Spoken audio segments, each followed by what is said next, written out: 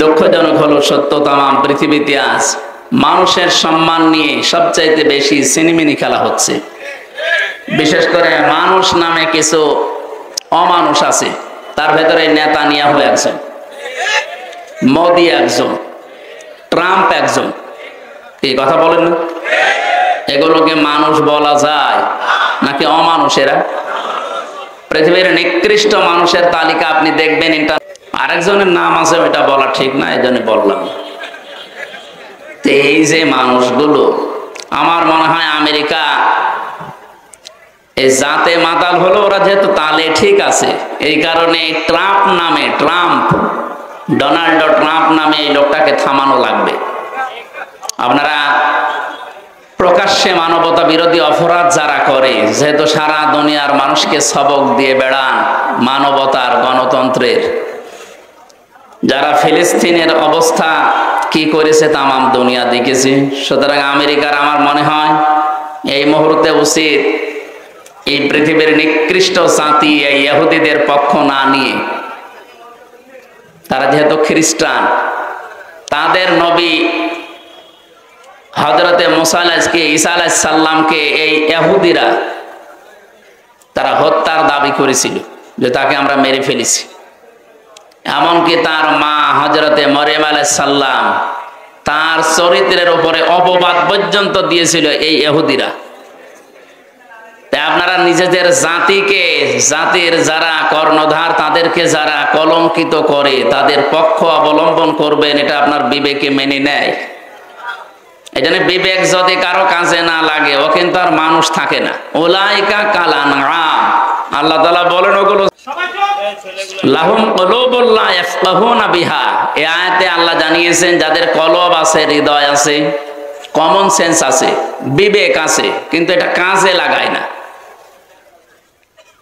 এই মানুষগুলোর কথা বলতে বলতে আরো কয়েকটা ইন্দ্রিয় শক্তির কথা এখানে আছে। ওয়ালাহুম আয়ুনুল লা ইবসিরুনা বিহা ওয়ালাহুম আযানুল লা ইয়াসমাউনা। এই যে বিবেক যারা কাজে লাগায়নি, যারা দেখার পরও না দেখার ভান করে থাকে, যারা শোনার পরও না শোনার ভান করে থাকে, এগুলো মানুষ নেই, এগুলো জানোয়ার, তার চাইতেও খারাপ। উলাইকা হুমুল গাফিলুন, এরা গাফেল। এরা কি? এদেরকে যতই কিছু বলেন, এই মানুষগুলো সচেতন হবে না। এই জন্য হেদায়েত পাওয়ার জন্য কিছু রাস্তা আল্লাহ দুনিয়াতে দিয়েছে। যখন ও রাস্তা মানুষ ওভারটেক করে ফেলে, সীমা লঙ্ঘন করে ফেলে, সীমা অতিক্রম করে, তখন তার কপালে আর হেদায়েত থাকে না। এটা সূরা ইউনূসের ভেতরে আছে। ফেরাউনকে আল্লাহ রাব্বুল আলামিন শেষে আর হেদায়েত দেননি। কারণ কি? সে এমন জায়গায় পৌঁছিয়েছিল যে হেদায়েত পাওয়ার জন্য সে বর্ডার পর্যন্ত শেষ করে ফেলেছে, বর্ডারেও থাকে না। হাত্তা ইযা আদরাকাহুল গারাকু ক্বালা আমানতু আন্নাহু লা ইলাহা ইল্লাল্লাযী আমানাত বিহি বানু ইসরাঈল ওয়া আনা মিনাল মুসলিমিন।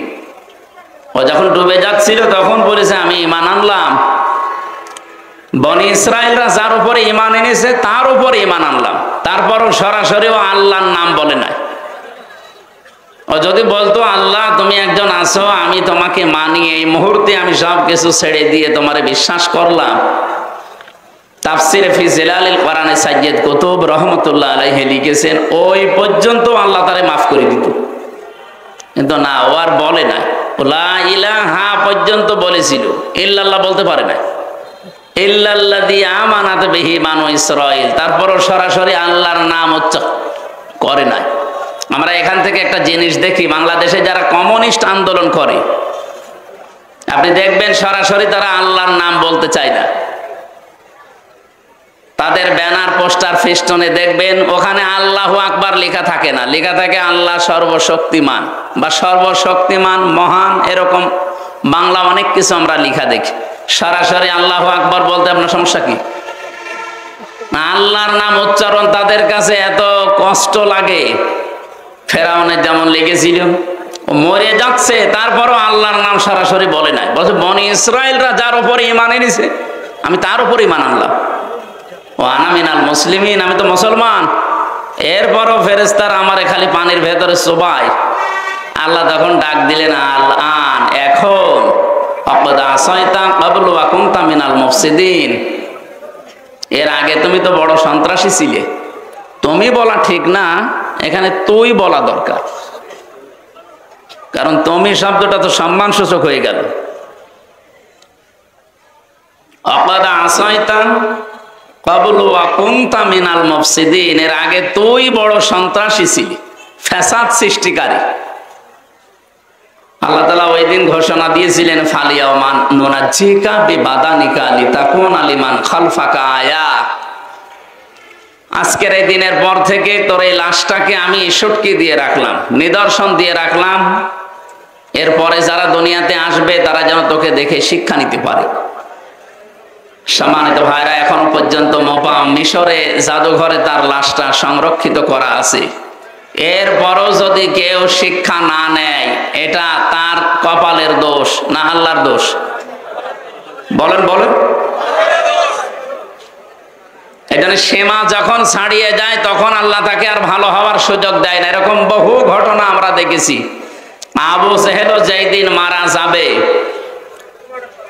ওরে তো পিটিয়ে হাতটা বাড়ি দেয়, একেবারে ঠান্ডা ফ্রিজ মার্কা করে রেখে দিয়েছিল, খেজুরের ডাল দিয়ে পিটিয়েছিল দুই ভাই, হযরতে মাস মুআবিজ রাদিয়াল্লাহু তাআলা আনহুমা।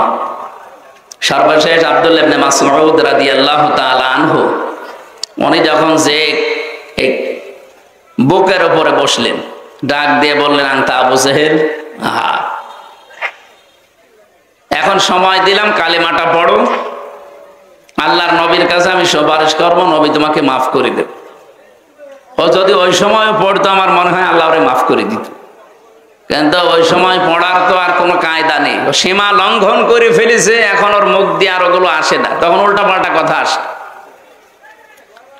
তখনও বলেছিল আব্দুল্লাহর বেটা মোহাম্মদ তোদেরকে জাদু করলেও এখনো আমার পর্যন্ত আসতে পারে না। উনি বলছে ঠিক আছে, সর্বশেষ সেই মুহূর্তে যদি মোহাম্মদকে আমার সামনে পেতাম, নবীজির ব্যাপারে যখন খারাপ মন্তব্য করেছে তখন ওরে আর ছাড়ে নাই। গলার ভেতরে ছুরি যখন চালাবে, আবু জেহেল ওই দিন বলেছিল মাসউদ গলাটা যখন কাটতেছো একটু বড় করে কাটবা, মানুষ যেন দেখে বোঝে যে নেতার মাথা। মরে যাচ্ছে, শয়তানের তেজ কমছে না, কারণ সীমা লঙ্ঘন করে ফেলেছিল। এই পৃথিবীতে কিয়ামত পর্যন্ত মানবতার সাথে, ইসলামের সাথে যারা সীমা লঙ্ঘন করবে, ও মানুষগুলো শেষ জীবনে ভালো হওয়ার ইচ্ছা করলেও আর হবে না, কারণ ওর সীমা শেষ। দেখেন 15.5 বছরে যারা জুলুম, অত্যাচার, নির্যাতন সবচাইতে বেশি করেছে, যাদের ইশারায় হয়েছে, এই মানুষগুলো এখন ভালো হওয়ার চেষ্টা করলেও হতে পারছে না। 2 দিন 5 দিন পরে এমন এমন কথা তাদের মুখ দিয়ে বের হয়, মনে হচ্ছে রে এখনো পিটিয়ে সোজা করা দরকার। এত সুযোগ দেওয়ার পরেও যদি মানুষ সংশোধন না হয়, তো আর আবু জেহেলের ভেতরে কোনো পার্থক্য আছে? বলেন। আমরা সীমা লঙ্ঘনকারী যেন না হই। সীমার ভেতরে না থাকলে সর্বশেষ আপনি আর হেদায়েতও পাবেন না। এই জন্য আজকে কোরআনের এই অনুষ্ঠানে যারা আমরা এসেছি, এটা যেহেতু শুধুমাত্র মুসলমানদের জন্য না, বিশেষ করে ইসলামী দলের যে নাম বললাম, মনে করছি এরাই মুসলমান না। হাদা বায়ানুল লিন্নাস যখন পড়েছি, মানুষ পদবাচ্চে আমরা যারা বিবেচিত, সবার জন্য কোরআন।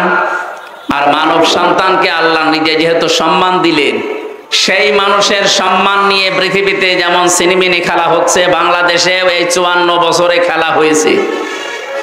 কথা বলেন না কেন? আগামীতে বাংলাদেশে এই মানব সন্তানদের, কালকে আমার হিন্দু, বৌদ্ধ, খ্রিস্টান, ইহুদি প্রায় 5টা জাতির লোক ছিল কুষ্টিয়ায়। তাদের সাথে বিভিন্ন ভিন্ন ধর্ম অবলম্বী যারা, তাদের সাথে আলোচনা ছিল আমাদের কুষ্টিয়া জেলা জামাতের পক্ষ থেকে। ওনারা এখনো ভয় আছে। হিন্দু কুষ্টিয়ার ঐক্য জোটের যিনি সভাপতি বলছিলেন যে আমরা ইসলামের পক্ষে আছি, কিন্তু আমাদের ভয় হয় এই 54 বছরে যারা যা কথা দিয়েছে কেউ কথা রাখে নাই। কার যেন একটা কবিতার শেষ লাইন আছে না, কেউ কথা। তো ওনারা বলছে আপনারা কথা রাখবে। আমাদের জেলা আমির অধ্যাপক আবুল হাশেম, উনি বললেন আপনারা একটা বার শুধু একটু আস্থা রেখে দেখেন, 54 বছর তো দেখলেন, এবার শুধু ইসলামের হাতে দিয়ে দেখেন, আপনাদের এই বিশ্বাসের মর্যাদা আমরা রাখবো ইনশাআল্লাহ।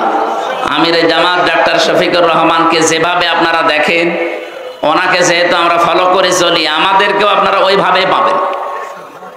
কি কথা বললেন না কেন?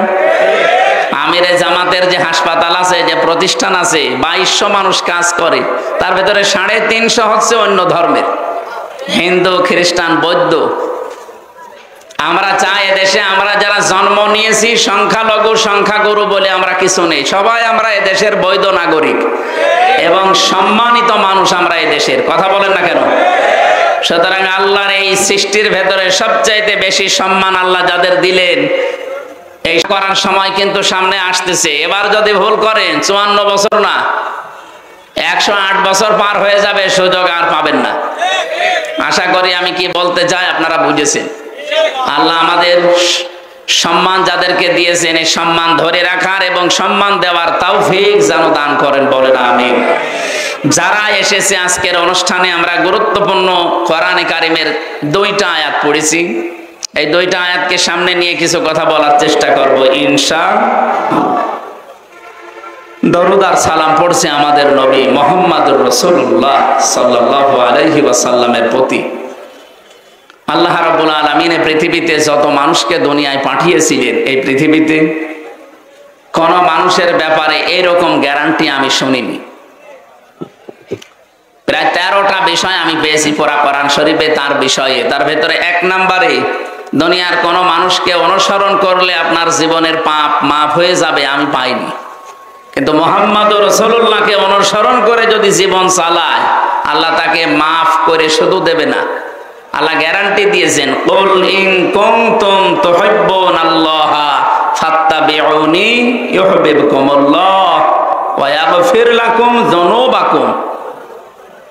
হে নবী, আপনি বলুন, তোমরা যদি আল্লাহকে ভালোবাসি এই দাবি করো, ফাত্তাবিউনি, আমি রাসূলের অনুসরণ করো।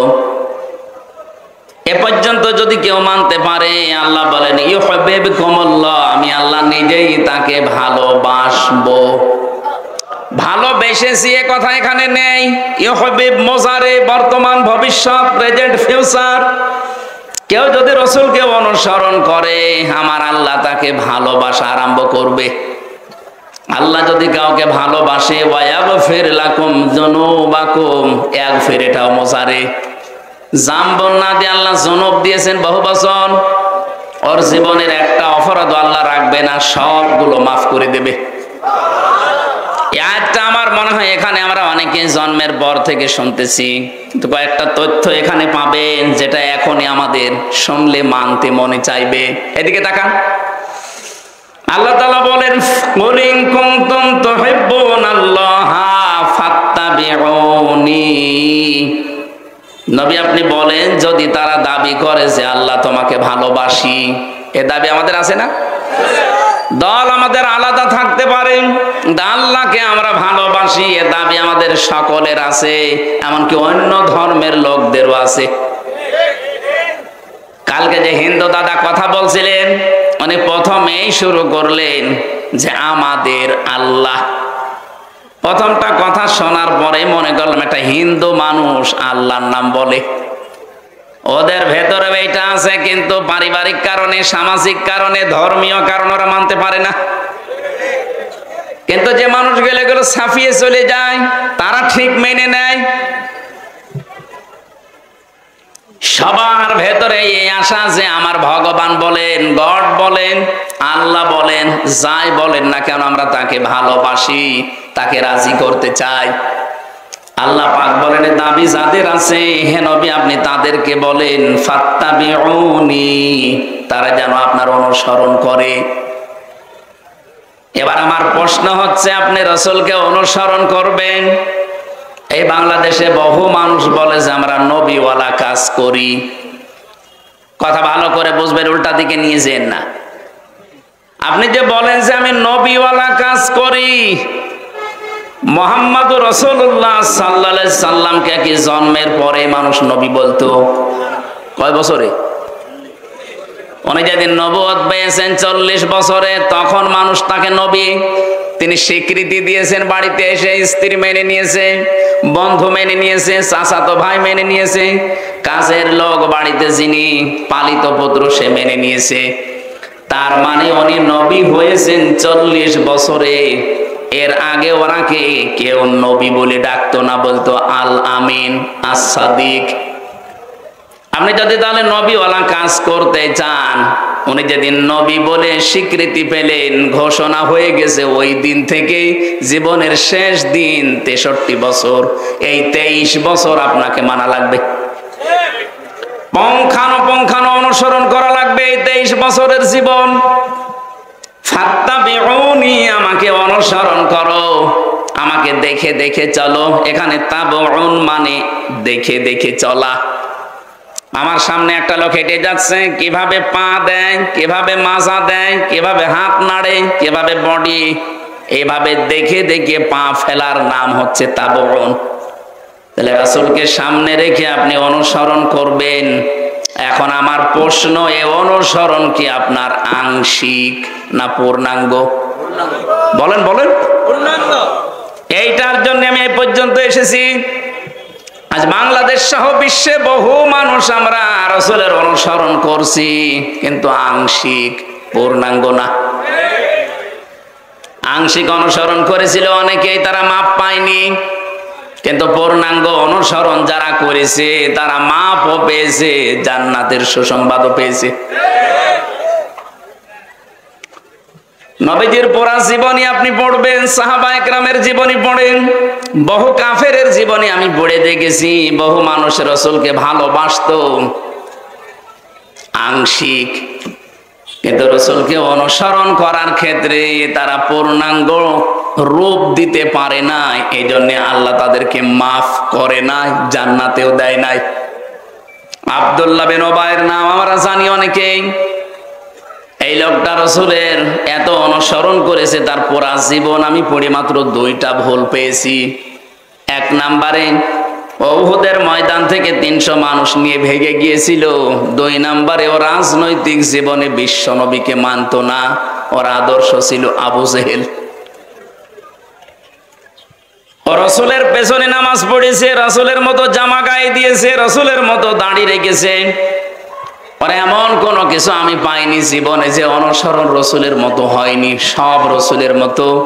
শুধু রাজনৈতিক জীবনে বিশ্ব নবীকে নেতা মানে নাই, ওর নেতা ছিল আয়াত নাযিল করে জাহান্নামের ঘোষণা দিয়ে দেয়। আজ এই বাংলাদেশে যে মানুষগুলো অনুসরণ করছেন রাসূলকে, আংশিক, পূর্ণাঙ্গ না, বলেন তো আপনাকে আল্লাহ কি এখনো ভালোবাসা আরম্ভ করেছে? না। ফাত্তাবিউনি, এ পর্যন্ত আপনাকে অনুসরণ করা লাগবে, আংশিক না, পূর্ণাঙ্গ। আপনার নাম রাখা থেকে শুরু করে একেবারে মৃত্যু পর্যন্ত। এই জন্য আয়াতে আল্লাহ জানালেন, ওয়াবুদ রাব্বাকা হাত্তা ইয়াতিয়াকাল ইয়াকিন। সূরা হিজরের 99 নম্বর আয়াতে আল্লাহ বলেন, হে নবী, আপনার রবের ইবাদত করবেন ওই দিন পর্যন্ত যতদিন আপনার কাছে ইয়াকিন না আসে। ইয়াকিন মানে মৃত্যু। ইয়াকিন মানে কি? যতক্ষণ পর্যন্ত আপনার কাছে মরণ না আসে আপনি ততক্ষণ ইবাদত করবেন। যেহেতু রাসূলের অনুসরণ করা লাগবে আংশিক না পূর্ণাঙ্গ, তাহলে আল্লাহ আপনাকে ভালোবাসা আরম্ভ করবে, আরম্ভ করে নাই। তাহলে এখন আমাদের উচিত হচ্ছে আমাদের অনুসরণ করা লাগবে মাথা থেকে পা পর্যন্ত। আংশিক না পূর্ণাঙ্গ? এই পূর্ণাঙ্গটা বলতে গেলে কিছু মানুষের মন পাওয়া যায় না। আমরা তো পূর্ণাঙ্গ অনুসরণের কথা বলি। আপনি যখনই পূর্ণাঙ্গ অনুসরণ আরম্ভ করে দেবেন তখন আল্লাহ আপনাকে ভালোবাসা শুরু করবে। তাহলে এই দেশে যে আলেম, যে ইমাম, যে মুসলমান এখনো রাসূলুল্লাহকে পূর্ণাঙ্গ অনুসরণ আরম্ভ করে নাই, তাকে আল্লাহ ভালোবাসা শুরু বলেন বলেন না করে নাই।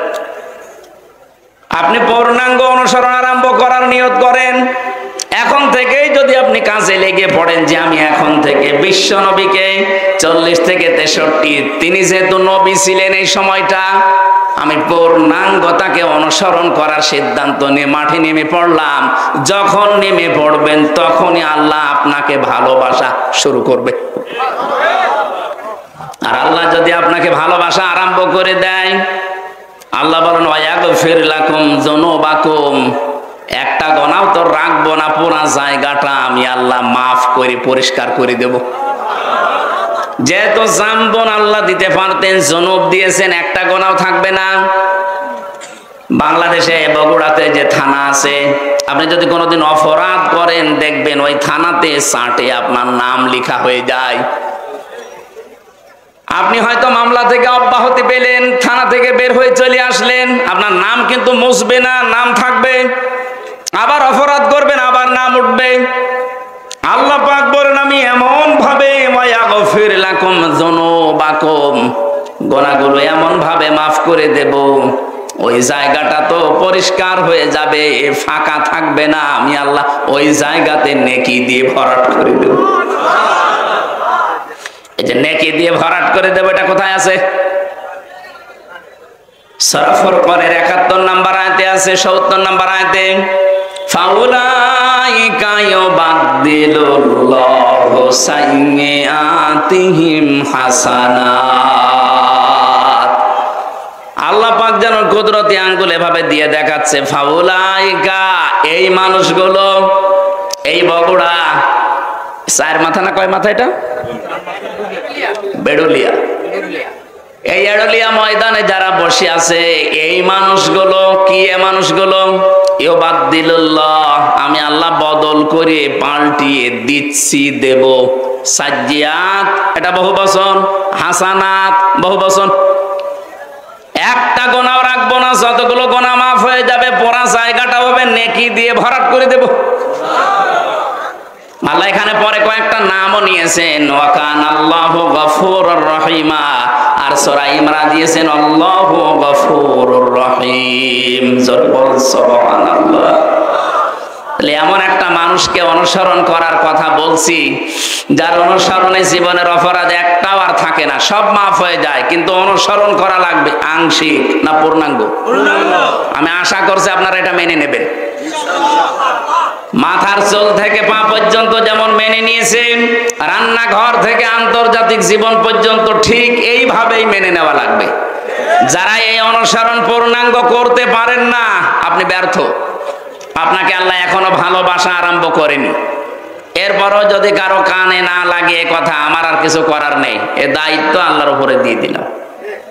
সূরা হিজর থেকে যে আয়াতগুলো পড়লাম, আমরা শেষ নাম্বার আয়াতের ব্যাখ্যাটা কিছু সময় করতে চাচ্ছি।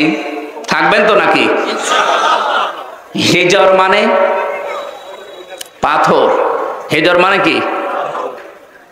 আল্লাহ রাব্বুল আলামিন বলেন ওয়া'বুদ, ইবাদত করো, রব্বাকা, তোমার রবের। কতদিন পর্যন্ত করবা? হাত্তা, যতক্ষণ পর্যন্ত ইয়াতিয়াকাল ইয়াকিন, তোমার কাছে মরণ না আসে। এই আয়াত থেকে আমি কয়েকটা প্রশ্ন বের করি। আল্লাহর ইবাদত করা লাগবে যেহেতু মরণ পর্যন্ত, বলেন তো বাংলাদেশে সব জায়গা ইবাদত করার মতো পরিবেশ আছে? বলেন বলেন।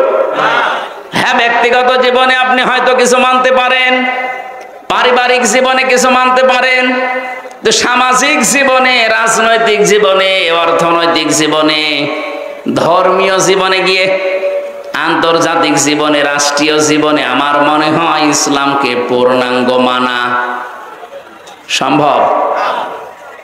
এটা সম্ভব হবে তখন এই ইবাদত, ওইগুলো পারিবারিক জীবনে যেমন ইবাদত আছে, ব্যক্তিগত জীবনে যেমন ইবাদত আছে, রাজনৈতিক জীবনে, অর্থনৈতিক জীবনেও ইবাদত নেই। এখানে বহু মানুষ আমরা আছি শুধু ব্যক্তিগত আর পারিবারিক জীবনের ইবাদতটা করি।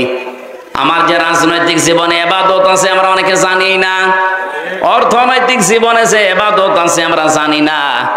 আল্লাহ যে বললেন মরণ যতদিন না আসে ইবাদত করো, আমরাও তো ইবাদত করতেই চাই, কিন্তু সে পরিবেশ নেই। আপনি ইচ্ছা করলেও হালালকে হালাল জেনে মানতে পারবেন না, হারামকে হারাম জানার পরও আপনি ছেড়ে দিতে পারবেন না। আজকে কুষ্টিয়াতে ডিসি, এসপি এবং মন্ত্রণালয় থেকে একজন, শিল্প মন্ত্রণালয় থেকে একজন অফিসার এসেছিল কুষ্টিয়ার এই যে চিনির মিল, এই সুগার মিলটা চালু করার জন্য 5 বছর অকেজো হয়ে পড়ে আছে। ওখানে এতদিন যারা দায়িত্বে ছিল, দুর্নীতি এমন বেশি হয়েছে, এটা শেষ পর্যন্ত বন্ধ হয়ে গেছে।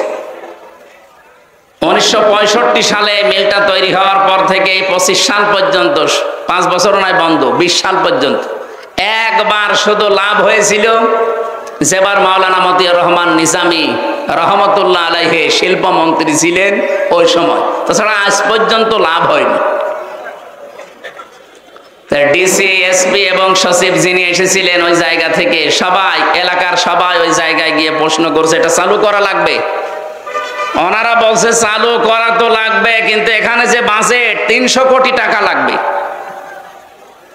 আমার মনে হয় 300 কোটি টাকাও সরকার দেওয়া সম্ভব, কিন্তু টাকাগুলো 300 কোটি উপর থেকে বাজেট হয়ে আসতে আসতে সর্বশেষ 300 টাকা থাকতে পারে। আমি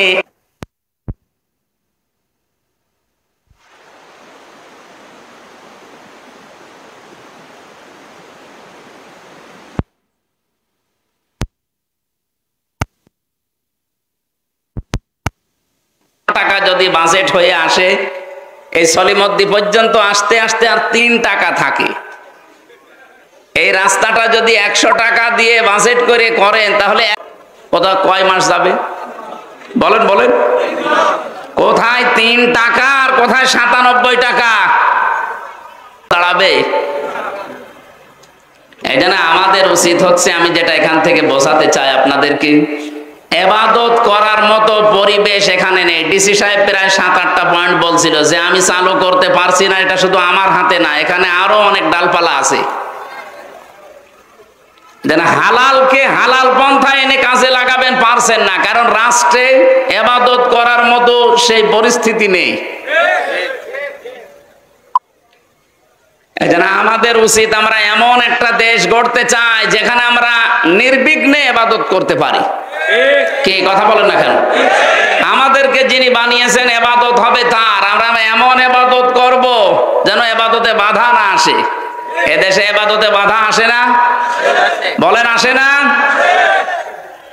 এমনকি অনেকে আমরা বাস্তবতায় বাধ্য হই নিজের কর্মজীবনকে কলুষিত করার জন্য। এই যে প্রশাসনে যারা আছে, বিশেষ যেহেতু এই বিভাগটা প্রশাসন, যেটা পুলিশ, এটা হযরত ওমর বানিয়েছিলেন। সুবহানাল্লাহ বলতে পারেন না? অথচ এদের নাম শুনলে মানুষ এখন ঘৃণা করে। এদের কিছু কাজ কারবারের কারণে জাতির কাছে আজ এরা কালার হয়ে গেছে। আমরা ইসলাম যদি দেশে আনতে পারি, সর্বপ্রথম কাজ হবে প্রশাসনে যারা দায়িত্বে আছেন, যে যে বিভাগে কাজ করেন, আপনারা 8 ঘন্টা ডিউটি করেন। শুধুমাত্র বাংলাদেশ প্রশাসনে 8 ঘন্টা না, এটা ডিউটি 24 ঘন্টায়। এজন্য আমরা আশ্বাস দিতে পারি, ইসলাম যদি এসে যায় এই দেশে, আপনি 8 ঘন্টা ডিউটির পরে যেই কয় ঘন্টা ডিউটি করবেন, ওভার টাইম পাবেন। বাংলাদেশে এমন কোন চাকরি আছে যে 8 ঘন্টা ডিউটি করার পরে আরো 5 ঘন্টা এমনি করা লাগে? যাই করবেন ওভার টাইম পাবেন। এই কথা বলেন না কেন? প্রশাসনকে যদি ওই নিয়মটা করে দিতাম যে 8 ঘন্টা ডিউটির পরে আরো 4 ঘন্টা যদি করেন, আপনার বেতন যদি 40,000 হয়, আরো 20,000 ওর সাথে বৃদ্ধি হবে, ও তখন ঘোষ খাওয়া বন্ধ করত। আমি একজন ওসির নাম জানি, ওনার বেতন ওই সময় 42,000 টাকা। বিদ্যালয়ে ছিলাম তখন, ওনারে পড়াতাম মাঝে মাঝে। বেতন ওনার 42,000, অথচ ওনার স্ত্রী, মেয়ে আর ছেলে 3 জন ঢাকাতে ফ্ল্যাট নিয়ে যেখানে থাকে, ভাড়া হচ্ছে 52,000। বাকি এই 10,000 টাকাকে ফেরেশতারা দিয়ে যায়। অবশ্যই তার এদিক ওদিকে টান মারা লাগে। এখন সরকার যদি ওনাকে 8 ঘন্টা ডিউটির পরে আরো 4-5 ঘন্টা যে ডিউটি করে, ওভার টাইম দিত, কি কথা বুঝতেছেন? তাহলে ওনার ওই 42,000-এর জায়গায় আরো যদি 30,000 বাড়তো, টাকাগুলো পাচার না করলে 42,000-এর জায়গায় ওরে 30,000 বোনাস না, ওদের ওভার টাইম দেওয়া না, ওরা 50,000 টাকাও দেওয়া যেত। বললাম না, 100 টাকা বাজেট হয়, 3 টাকার কাজ হয়, 97 টাকা খেয়ে ফেলে। খেয়ে তাও নিজে রাখলে তো হয়, এগুলো সব পাঠিয়ে দেয় সাহেব পাড়া আর বেগম পাড়ার জন্য। আমি নিজে সাহেব পাড়া দেখে এসেছি, থাকে না, ওরা সব তালা লাগিয়ে হোটেলে থাকে ভয়ে, কারণে বাংলাদেশের 20 লাখ বাঙালি থাকে ওখানে, যদি ওরা দেখতে পায় পিটিয়ে মেরে ফেলবে, এই জন্য চুরি চুরি করে থাকে। কি করলেন এই অবৈধ কামাই করি, নিজেও ভোগ করতে পারছেন না। এই জন্য আমার মনে হয় আগামীতে কোনো পাগল যেন এ কাজ আর না করে। কাম তারাকু মিন জান্নাতি ওয়া উয়ুন ওয়া যুরু'i ওয়া মাকামিন কারীম কাযালিকা আওরাসনাহা কওমান আখারিন।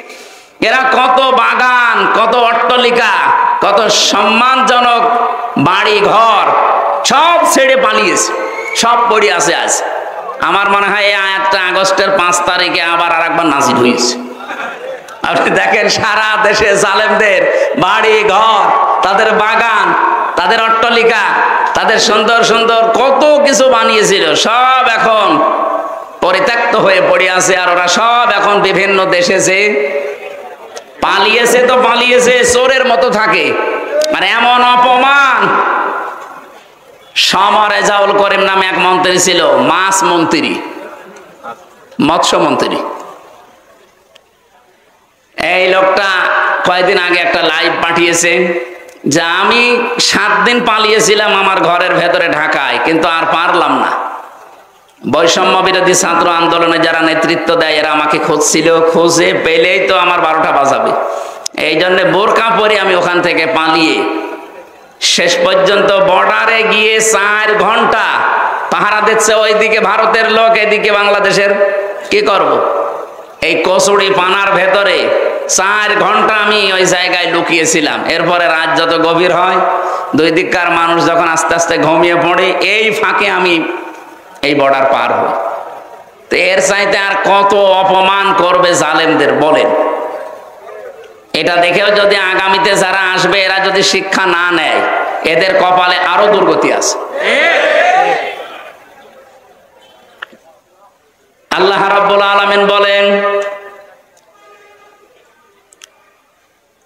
ফাতিলকা বুয়ুতুহুম খাবিয়াতাম বিমা যালামু ইন্না ফি যালিকা লায়াতাল লিকাওমিন ইয়ালামুন। সূরা নমল 19 নম্বর পারার 20 নম্বর পৃষ্ঠার 7 নম্বর লাইনের 52 নম্বর আয়াতে আছে, আল্লাহ জানেভাবে হাত দিয়ে দেখাচ্ছেন, ফাতিলকা বুয়ুতুহুম, বাইতুন না দিয়ে বুয়ুত বহু বচন দিয়েছেন। এই সেই ঘরগুলো, খাবিয়াতাম বিমা যালামু, জনশূন্য হয়ে আছে, উজাড় গৃহ, পরিত্যক্ত হয়ে আছে এদের জুলুমের কারণে। এজন্য যারা জালিম তাদের ওই জায়গা পর্যন্ত অভিশপ্ত হয়ে যায়। আমি তো আমার কুষ্টিয়ায় দেখেছি হানিফ সাহেবের বাড়ি, ইনো সাহেবের বাড়ি, কামারুলের বাড়ি, ওই জজ মিয়ার বাড়ি, বাড়িগুলো কত জাঁকজমকপূর্ণ ছিল। আগস্টের 5 তারিখের আগে কত নিয়ামত দিয়ে ভরা ছিল, কত বাগান, সুন্দর সুন্দর ফুলের গাছ। আগস্টের 5 তারিখের বিকাল 5টা বাজতে বাজতে ওটা শ্মশান বানিয়ে দিয়েছে কে? না না, ফাকতি আদাবিরুল কওমিল্লাযিনা যালামু, সূরা আনআম 7 নম্বর পারা 12 নম্বর পৃষ্ঠা 4 নম্বর লাইনের 45 নম্বর আয়াতের প্রথম অংশে আছে, আল্লাহ তাআলা বলেন জালেমদের শিকড় কাটা হয়ে গেছে। কেটেছে কে? হ্যাঁ, না না, আপনি আলেম, কতি আয়টা মজুর, এর কর্তাকে ফাইলকে জানা নেই। জালেমদের শিকড় কাটা হয়ে গেছে, কিন্তু কেটেছে কে কেউ জানে না। এখন যদি আপনি বাংলাদেশে খোঁজ নেন যে বগুড়াতে যে জালেমদের বাড়ি ঘর ভাঙা হয়েছে, এটা ভাঙলো কে? একটা লোকের নাম বলেন, নেই। কে ভেঙেছে কেউ জানেন? হানিফ সাহেবের বাড়ি পায়খানার প্যান পর্যন্ত খুলে নিয়ে চলে গেছে, কিন্তু কে নিয়েছে কেউ জানে না।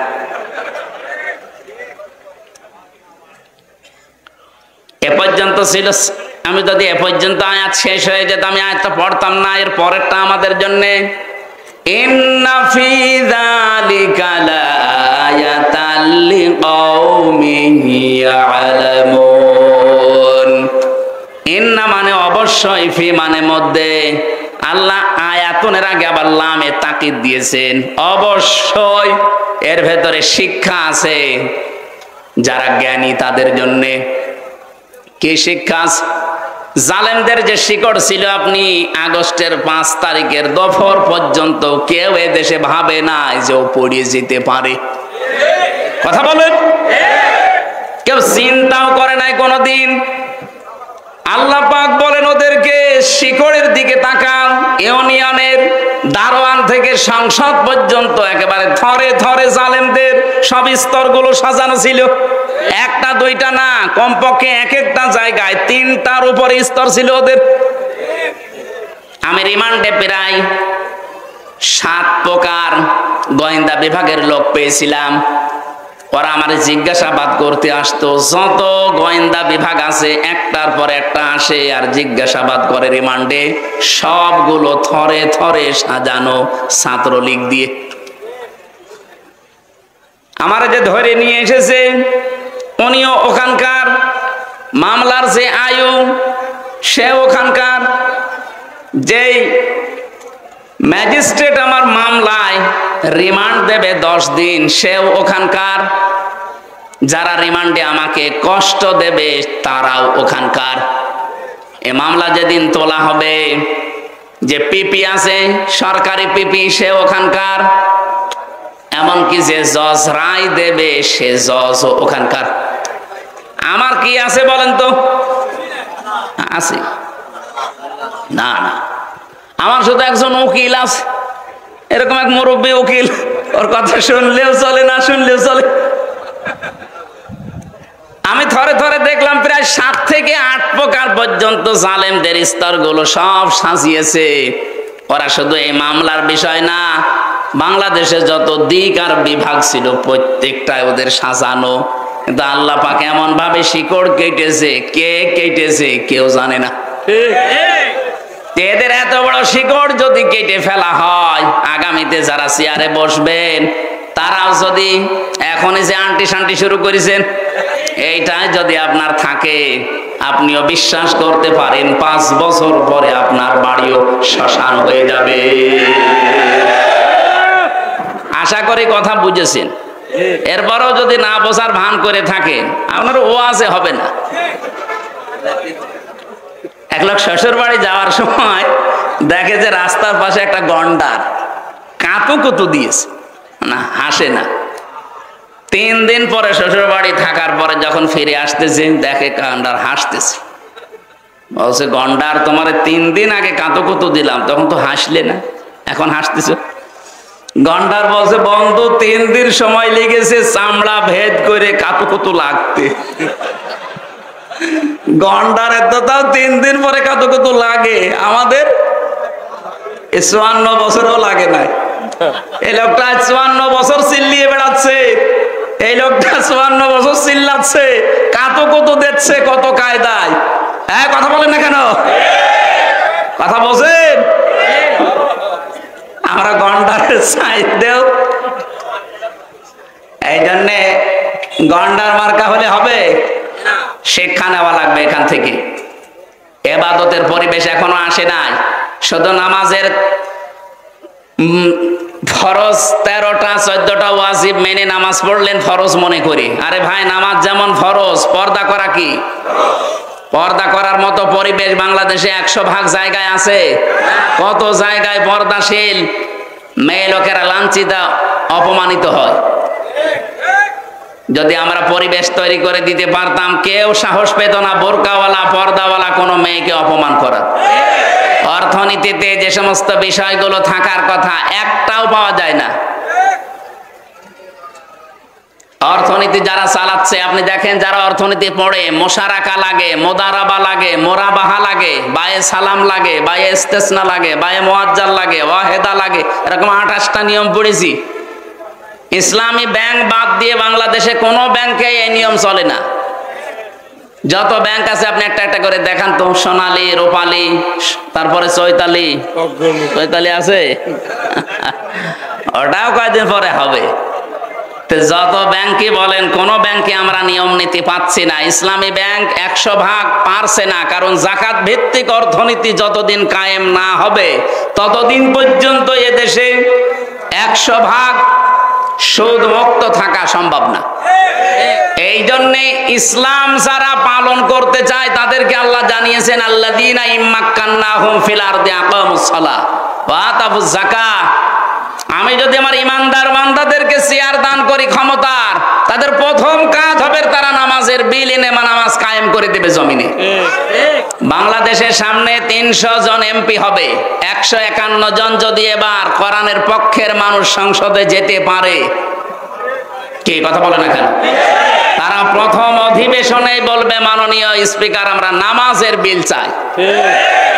আর ওই দিন যদি বলে ঠিক আছে হাত তোলেন, 151 জন যদি হাত তুলে ঠেলতে পারতে পারে, ওই দিনে নামাজের বিল কায়েম হয়ে যাবে। তখন বজলুর রশিদ মিয়া, রুহুল আমিন, আমির হামজা এদের এরকম নামাজের ওয়াজার করা লাগবে। আপনি নামাজ পড়বেন, আপনার বাপ পর্যন্ত পড়বে। এই যে 18 কোটি মানুষ নামাজ চালু হয়ে গেল, আপনি হয়তো ভোট দিয়েছিলেন হামজাকে একটা, 18 কোটি মানুষ নামাজ পড়লে যে সওয়াব হয়, ওই সওয়াব প্রতিদিন পাবেন। আতাবুজ যাকাত, যাকাত ভিত্তিক অর্থনীতি তারা কায়েম করবে। এটাও তো ইবাদত। নামাজ যেমন ইবাদত, যাকাত ইবাদত না? এটা কি এই দেশে এখন যাকাত ইবাদত আছে না জরিমানা হয়ে গেছে? যাকাতে মানুষ এখন আর যাকাত বলে না, বলে জরিমানা। এজন্য আমরা চাচ্ছি ইসলামকে সব জায়গায় পৌঁছিয়ে ইবাদতের ক্ষেত্র বানিয়ে দিতে, আমরা যেন মরণ পর্যন্ত ইবাদত করে আল্লাহর সন্তুষ্টি নিয়ে জান্নাতে যেতে পারি। আর যদি এর বিকল্প কিছু তৈরি করেন, কদ খাসিরাল্লাযীনা কাযযাবু বিলিকাইল্লাহ, সূরা আনআমের 31 নম্বর আয়াতে আল্লাহ জানিয়েছেন, অবশ্যই ক্ষতিগ্রস্ত হয়ে গেছে ওই মানুষগুলো, কাযযাবু বিলিকাইল্লাহ, আল্লাহর সাথে সাক্ষাৎ হবে এটা যারা মিথ্যা মনে করে। আর 5-7 মিনিট থাকা যাবে না? একটু কষ্ট করেন, আমি আয়াতটা শেষ করব ইনশাআল্লাহ। রব্বুল আলামিন বলেন, হাত্তা ইযা জাতুহুমুস সাআতু বাগতাতান, হঠাৎ করে যখন তাদের সামনে, এখানে সাআতুনের অর্থ দুইটা, এক নম্বরে কিয়ামত আর একটা মৃত্যু। হঠাৎ করে যখন তাদের সামনে মরণ চলে আসে, ক্বালু ইয়া হাসরাতানা আলা মা ফাররাতনা ফিহা, পেছনের দিকে তাকায় আর আফসোস করে, আল্লাহ আমি কি পাঠালাম, আমি কি পাঠিয়েছি এটা। আহুম ইয়াহমিলুনা আওযারান আলা যুহুরিহিম, সবচাইতে ভয়ঙ্কর আয়াতে আওযার এই শব্দটা আমি যতগুলো তাফসীর আয়াতের সাথে মিলিয়েছি, মুফাসসিরিন ইকরাম জানাতে চেয়েছেন, ওয়া মানে এবং হম মানে তারা, ইয়াহমিলুনা, হামালা ইয়াহমিলু মানে বহন করা। আল্লাহ এখানে জানাতে চেয়েছেন তারা বহন করছে এবং করবে। ঝার মানে বোঝা, আওঝার এটা বহু বচন। ওই মানুষগুলো কিয়ামতের দিন বোঝা সমূহ আলা যুহুরিহিম, তাদের পিঠের উপরে বহন করে নিতে থাকবে। আল্লাহ যদি ঝাড় দিতেন আমি আয়াতটা সত্যি পড়তাম না, কিন্তু আওঝার দিয়েছেন, এই জায়গায় আমাদের ঝামেলা। আমার এই 33 বছর বয়স এখন, আমি যদি এখন মারা যাই, মনে করেন 33 বছরে 33 মন গোনা করেছি, মারা যাওয়ার পরে আমার পিঠের উপরে যদি 33 মন গোনা চাপিয়ে দেয়, আমার বিচার শেষ।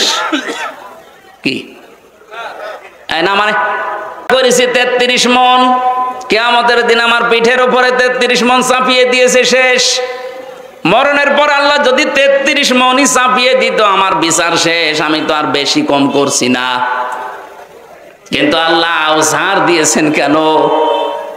আমি হয়তো 33 বছর বয়সে 33 মন গোনা নিয়ে মরে গেলাম, এমন এমন কাজ দুনিয়ায় আমি রেখে গেলাম, আমি মারা গেছি কিন্তু ওই কাজগুলো মারা যায়নি।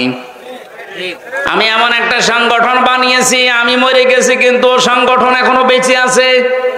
ওই সংগঠনের ছেলেরা মানুষের কাছে চাঁদাবাজি করে, ওই সংগঠনের ছেলেরা মানুষ কাটে, ওই সংগঠনের ছেলেরা মানুষকে বিনা কারণে কষ্ট দেয়। আমি তো মরে গেছি 33 মন গোনা নিয়ে, কিন্তু ওরা যা করবে ওগুলো সব ফিলাক্সি লোড হয়ে আমার আমল নামায় জমা হতে থাকবে।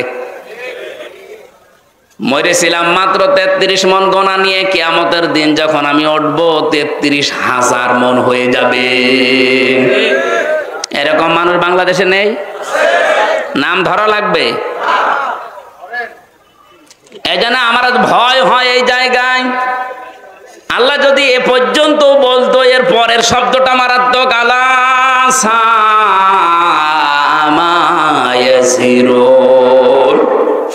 ফেরেশতারা বলবে কত নিকৃষ্ট বোঝা হামজা বসলো, রুহুল আমিন এরা বহন করে নিয়ে যাচ্ছে।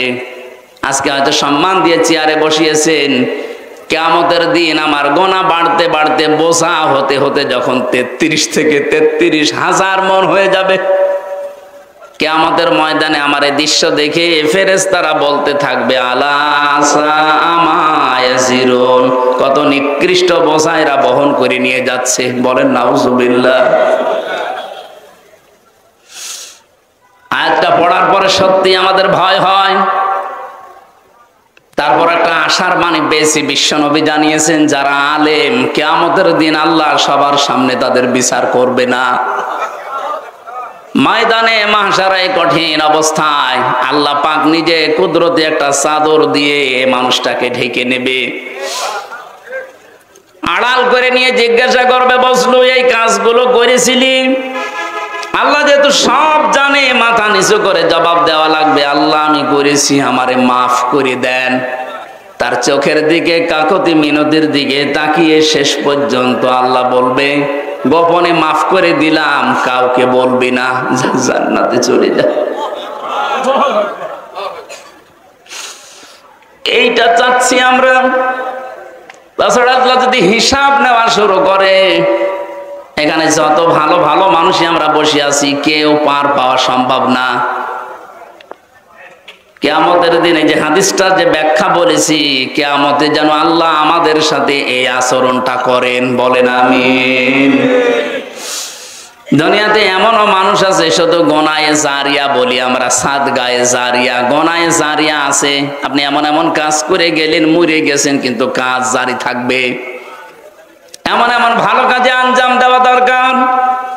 মাওলানা যুক্তিবাদী আজকে যে মাদ্রাসাটা বানিয়েছে, কিয়ামত পর্যন্ত যেটা টিকে থাকে, 4 জন হাফেজ হয়েছে, এরা আরো 4 জনকে বানাবে, এরা আরো 4 জনকে বানাবে। এলেম এভাবে ছড়াতে ছড়াতে কিয়ামত পর্যন্ত চলে যাবে। মানে হয়তো আর 20-30 বছর পরে মরে যাবে, কিয়ামত পর্যন্ত কবরের ভেতরে আমার আল্লাহ সওয়াব পাঠাতেই থাকবেন।